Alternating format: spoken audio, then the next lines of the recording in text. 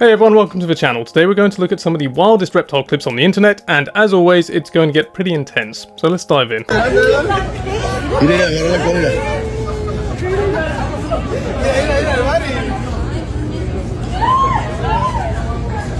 Straight away, we're onto something stupid.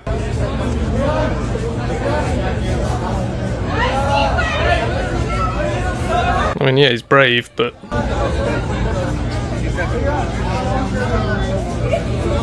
stupid.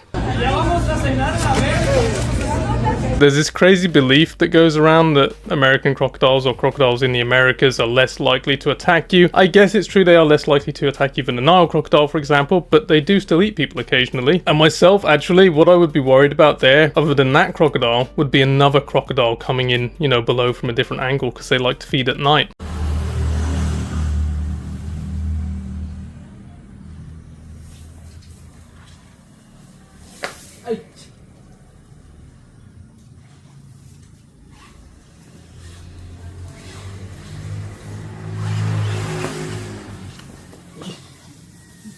The only thing worse than being a jackass is being a cruel jackass. That's a king cobra and a couple of kraits. He's trying to make fight each other.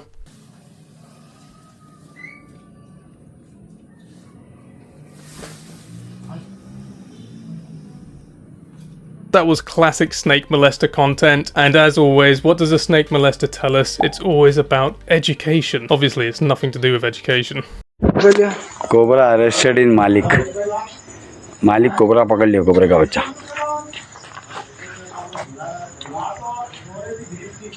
Tight मार रहा है, बहुत tight मार रहा है। बहुत लपट लिया, बहुत टाइट कर दिया।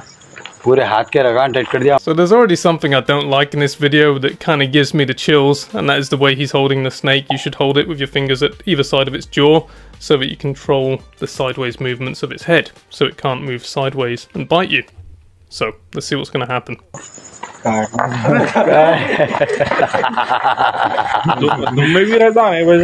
काट दिया इनका भाई भाई भाई भाई भाई भाई भाई पकड़ लिया हाथ So that was a common crate the man was handling. They are an extremely deadly species, even though they're not very brightly coloured. They don't look spectacular, but their venom is spectacularly potent. It's mostly a mix of presynaptic and postsynaptic neurotoxins, so if you get a bite, it really won't feel that painful. There won't be much tissue destruction. You might not think it's even that bad until your eyelids start to droop and you start to have trouble speaking and swallowing, and then eventually it would progress to not being able to breathe. So you really need to get to hospital quickly. Reports are saying that that man didn't get to hospital quickly enough.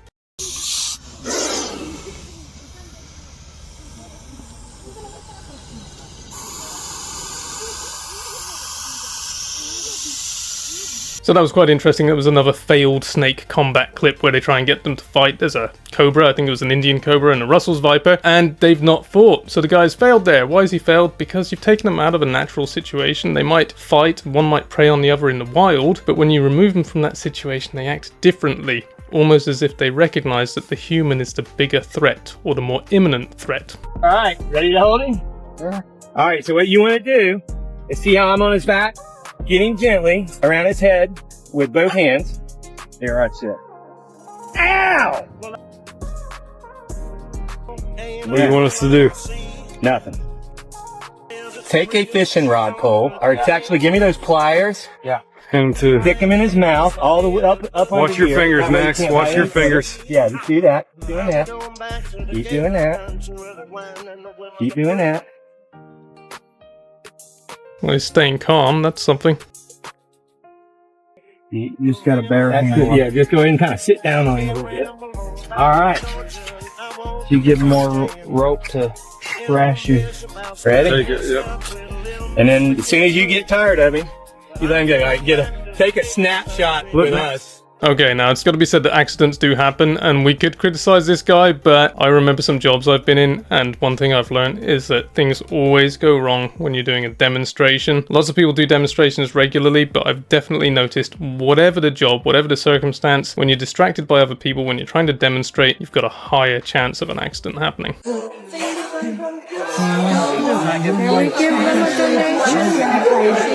I think they're trying to get the snake off this man. Another cool little insight into snake behavior there. That was a green anaconda, a very heartily fed green anaconda. It was hugging that guy. It was in an open space with lots of people. It was obviously tame and docile, but maybe it doesn't like crowds that much, so it's found a nice warm place to hide, and it's not going to get out until it wants to. By the way, if you're enjoying this video, don't forget to like and subscribe, and possibly even get a membership if you'd like to see some behind the scenes stuff. Thank you very much. No. Oggi faremo un rehouse della caribena e lo farà la mia ragazza.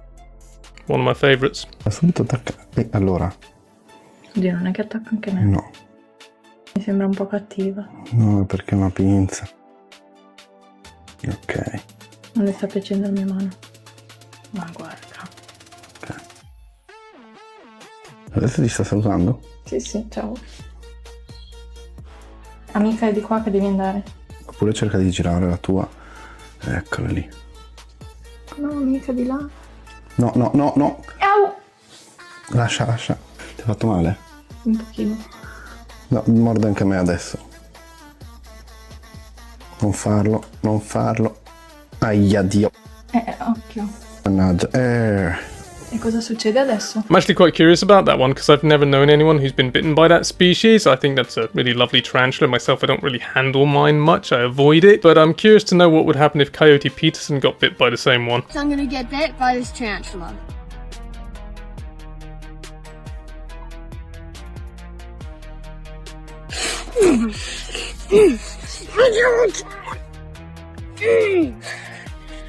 I'm gonna get stung by this wasp, but I just caught it just for the love of the game. Talking of Coyote Peterson, there's been this theory since the 90s, well, not a theory, more of a debate amongst a lot of people about whether video games, movies, the internet influences children to copy their idols, whether they're going to see something and want to do it. All I know is that we've seen Coyote Peterson do this with many animals, got a lot of likes and views and lots of money, and now we see a kid doing it. Everyone seems to be okay with it. I'm not really sure what to think, to be honest. I just really hope that he doesn't ever develop anaphylaxis or any other kind of hypersensitivity from all the bites. In this box we have a few dragon snakes, and once you see them you realize why we call them that. Look at how sick these guys are. Their entire body is lined with armor. And no, they're not venomous or harmful at all. They don't, but if they did try to bite you, you probably wouldn't even believe. A couple of my friends and I are trying really hard to breed these guys, so I'll have to update you guys in a few months. Really cool that people are making efforts to breed them as soon as possible rather than just be happy importing them. Remember the dragon snake breeding project? Well, we have a huge update. I took all my dragon snakes from a cooler room to my animal room, which averages about 80 to 82 degrees during the day. Then I tried to pair up a male and female, which I've had for about a year. But since they're so shy, I saw nothing, and just hope for the best. And a few months later, I got these, some decent looking eggs. But to be honest, I don't think they're fertile. But of course, we incubate till no debate. This is a very big deal. We're actually one of very few people on the entire planet to get eggs from the species in captivity. So I'll update you guys soon. Isn't it ridiculous that I haven't featured a dragon snake on this channel yet? I've really been slacking in that department. Seriously though, they are a fascinating species. They have these lines of scales, which we don't really know the purpose of. People say it's disruptive camouflage. Other people say it's actually helping keep mud off them in their aquatic environment. Yet other people say it's to help them move through water. And the truth is we don't really know. We've got lots of hypotheses, but we don't know. So they are a fascinating and still somewhat mysterious species. In captivity, they're delicate like an amphibian. Breeding them isn't easy, and years ago people couldn't even keep them alive for very long. This is the most shocking place I've visited in Canada. You're looking at tens of thousands of snakes rising from their underground caves in Manitoba, Canada, making this officially the largest gathering of snakes in the whole world. It only happens for a few weeks a year, and we were really lucky to catch it this year. We take trips every weekend to find places like this across North America, but this one was definitely the most wild so far. Follow me for more underrated destinations, because I'm Kevin, and I went there. Kevin's got a cool channel, and those snake dens are an evolutionary biologist's dream come true. There's so much going on there. There's the mating balls, there's the males emerging earlier than the females and trying to kind of compete for a mate. There's also weird stuff going on, like smaller males releasing female pheromones so that other males group round them and try to mate with them, which sounds counterintuitive to begin with, but it actually means that the other males transfer some of their heat to this little female acting male, this cheat male, and that little male gets going faster, sooner than the others, and is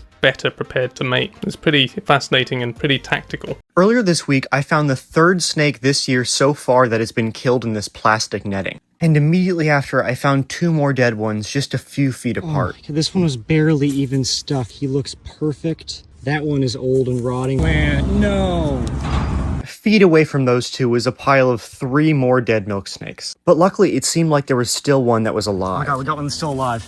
That one's still alive. That one's still alive. Dude, she's all messed up. Oh god. Once any of these snakes puts their head through any of those holes, they're done for. They're never gonna get out unless you help them. And you can see some of the damage here. The scales have been scraped clean. Since then, I've been checking this intersection multiple times a day. And yesterday alone, I saved 4 adult milk snakes from the netting. Aw, she's saying thank you. How nice of you. I'm going to continue checking multiple times a day, and I'll let you guys know what I find. That was a guy called Stuff Beeler Finds. Hope I'm pronouncing that right. He's doing good deeds there. It's pretty cool to see. It's a real shame as well, because obviously he's trying to save some, but the fact that they're in the net in the first place is really disappointing. Milk snakes are some of my favourite snakes. I think an eastern milk snake was probably the first constrictor I ever caught in the wild. And the netting, I mean, just take everything with you when you leave somewhere. Make sure you've got everything cleared up. It's really that easy. It's that simple. Alright, this next one is it's incredibly disgusting, so be advised before you watch.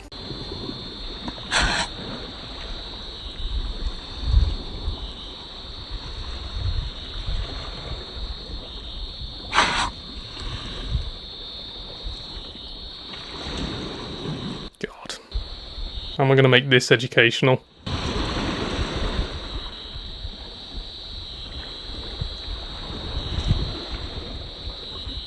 I think the only way we can make this educational is for me to ask the reptile keepers out there for a little help understanding what is the difference between regurgitation and vomiting. If you can tell me that in the comments, we might redeem it.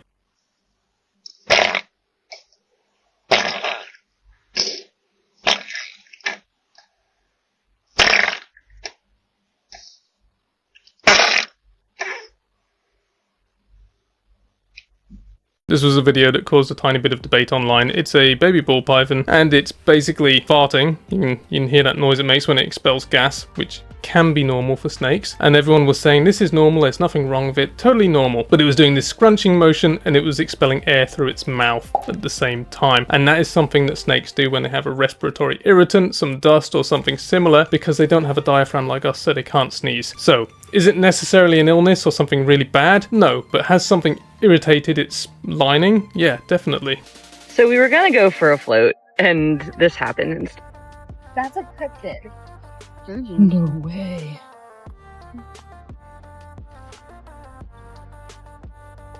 That thing is... Dude, that thing is so big. I'm sorry, but what? Holy fuck. What are we actually seeing? I'm not joking. Like, that thing is massive and... Can you not circle us? It's gonna eat us.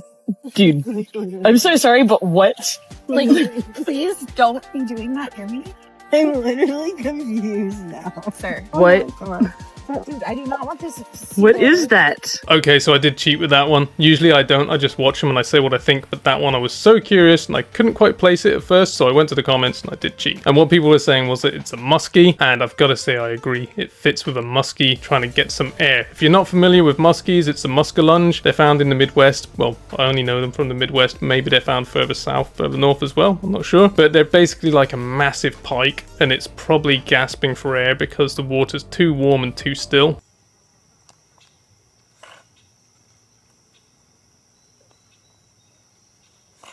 This one's a little bit disturbing, but it's kind of fascinating as well.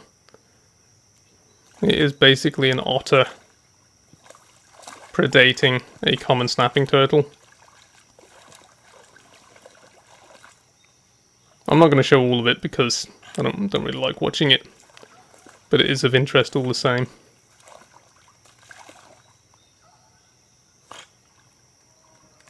Now that is surprising at first, thinking an otter can take out a snapping turtle. Obviously an otter, it's going to go for easier prey when it can, but that's a significant meal, so if it has to spend an hour doing it, it will do if it feels it needs the food. And an otter is just faster, it's more nimble, it's a mustelid, so it's like a slimmed down relative of a wolverine, and it can completely outclass a turtle, even a snapper. And that is the problem with reptiles all round, really. Mammals outcompeted them. That's why there's more mammals. There's still reptiles that play massively important roles in their niche, but they're not dominant over mammals in most cases. Okay, maybe that's about to change right here. Yep, nice. Don't you love how I literally just said they're not dominant over mammals in most cases, and then one grabs a guy and floors him? God, we're back with the snake molester. Punya hoodie teman-teman. Tuh, hoodie-nya.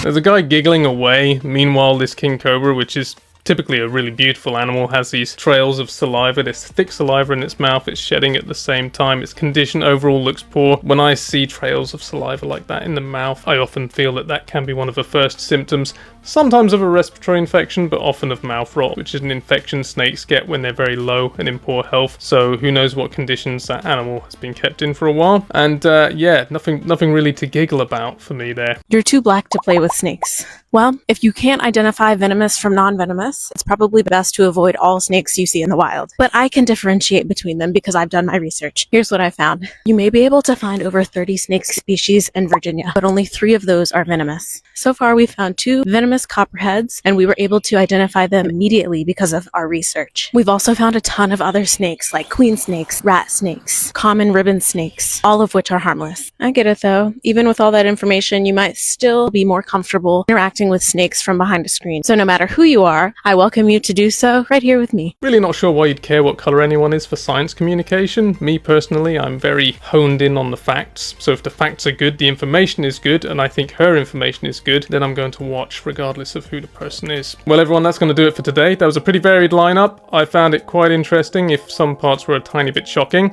So I'll be back again next week. Thank you very much.